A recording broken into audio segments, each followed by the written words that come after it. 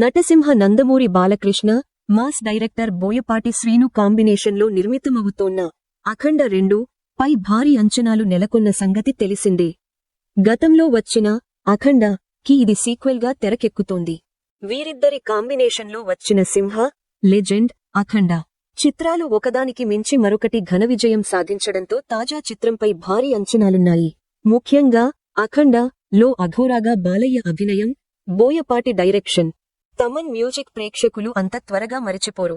దానికి సీక్వెల్ గా వస్తోన్న అఖండ 2 ని మరింత అద్భుతంగా తీర్చిదిద్దడానికి బోయపాటి అండ్ టీం తెగ కష్టపడుతోంది. ఈ చిత్రంలో ప్రగ్యా జైస్వాల్, సంయుక్త మీనన్, జగపతి బాబు, ఆది పినిశెట్టి, హర్షాలి మల్హోత్రా, సంజయ్ దత్ తదితరులు కీలక పాత్రల్లో నటిస్తున్నారు. దసరా పండగ సందర్భంగా ఈ చిత్రాన్ని సెప్టెంబర్ 25న రిలీజ్ చేస్తామని మేకర్స్ అధికారికంగా ప్రకటించారు. అయితే షూటింగ్ ఆలస్యం కావడంతో పాటు ఇతర కారణాలతో విడుదల ఆలస్యమయ్యే అవకాశాలున్నాయని కొంతకాలంగా ప్రచారం జరుగుతోంది.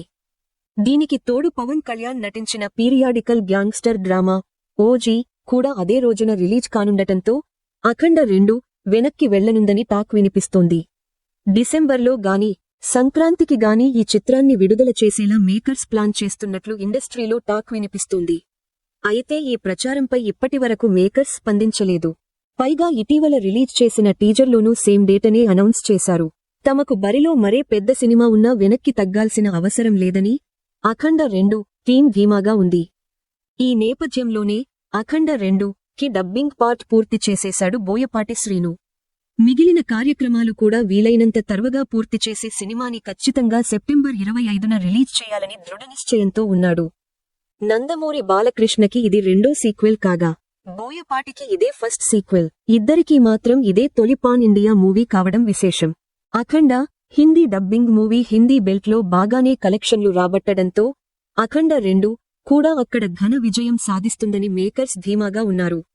బాలకృష్ణ రెండో కుమార్తె తేజస్విని సమర్పణలో 14 రీల్స్ ప్లస్ పతాకంపై రామ్ అచంట, గోపీచంద్ అచంట సంయుక్తంగా ఈ చిత్రాన్ని నిర్మిస్తున్నారు. దేవాలయాల పవిత్రత కాపాడే ఆవేశపూరితమైన ఆఘోర పాత్రలో బాలయ్య విశ్వరూపం చూపించనున్నాడట. తొలి పార్ట్ కంటే ఇందులో యాక్షన్ సీక్వెన్స్ ఎక్కువగా ఉండేలా బోయపాటి ప్లాన్ చేస్తున్నాడట. పాన్ ఇండియా మూవీ కావడంతో నార్త్ ఆడియన్స్ ని ఆకట్టుకునేలా సనాతన ధర్మం పాయింట్ ని కూడా టచ్ చేస్తున్నట్లు టాక్ వినిపిస్తోంది.